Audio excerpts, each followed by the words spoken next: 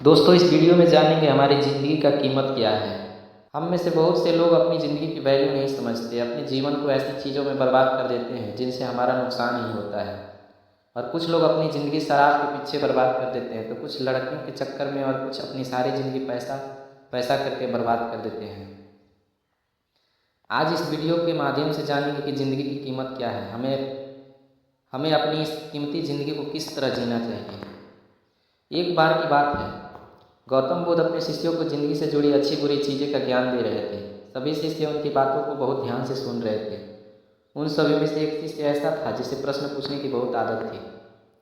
वो उठकर गौतम बुद्ध के पास गया और उनसे बोला, आप हमें ज़िंदगी के बारे में जो कुछ सिखा रहे हैं उस सब का क्या फ़ायदा, क्योंकि हम में से बहुत से बच्चों को यह भी नहीं पता कि हमारे जीवन का मूल्य क्या है और ये जीवन हमारे लिए कितनी कीमती है।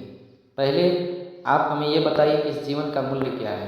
अपने शिष्य की बात सुनकर गौतम बुद्ध अपने कक्ष में गए और एक चमकता हुआ पत्थर का टुकड़ा लेकर आए। वो टुकड़ा उन्होंने अपने शिष्य को दिया और बोले, मैं तुम्हें इस जीवन का मूल्य तब बताऊंगा जब तुम इस पत्थर का सही मूल्य पता लगा कर आओगे।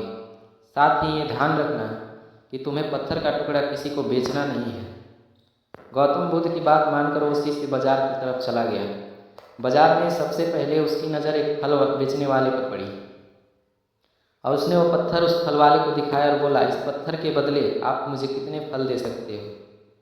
फल वाला बोला, ये पत्थर कुछ खास तो नहीं, लेकिन फिर भी इसके बदले तुम्हें 10 केले दे सकता हूँ।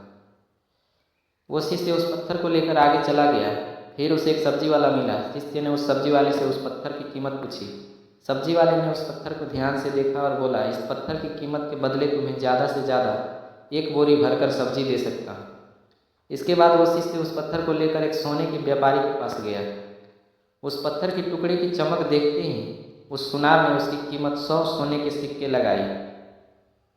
शिष्य ने वो टुकड़ा बेचने से मना किया तो वो सुनार उसके बदले 200 सोने के सिक्के देने को भी राजी हो गया, लेकिन शिष्य ने वो पत्थर नहीं बेचा। इसके बाद वो एक शिष्य एक हीरे के व्यापारी के पास गया और उनके सामने उसने वो पत्थर के टुकड़े को रख दिया।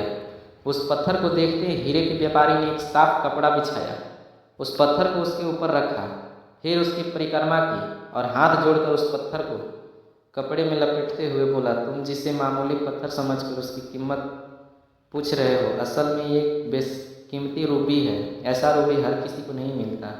मैं अगर अपने सब कुछ बेच भी दूँ तो भी इसका कीमत नहीं चुका सकता।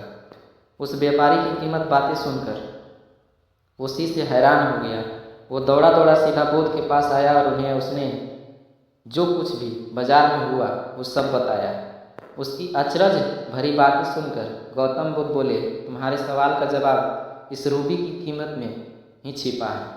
हमारा जीवन भी एक रूबी है। रूबी की तरह ये भी बेशकीमती है, लेकिन हम इस बात को हमेशा नज़रअंदाज करते हैं और अपने जीवन का मूल्य नहीं समझते।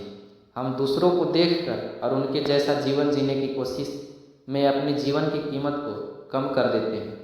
हम ये सोचते हैं कि हमारी ज़िंदगी की कीमत वही है जो दूसरे हमें बताते हैं, लेकिन ये बात हमेशा ध्यान रखना कि सामने वाला अपनी हैसियत, बुद्धि और अपनी समझ के हिसाब से तुम्हारी कीमत लगाता है। Thanks for watching.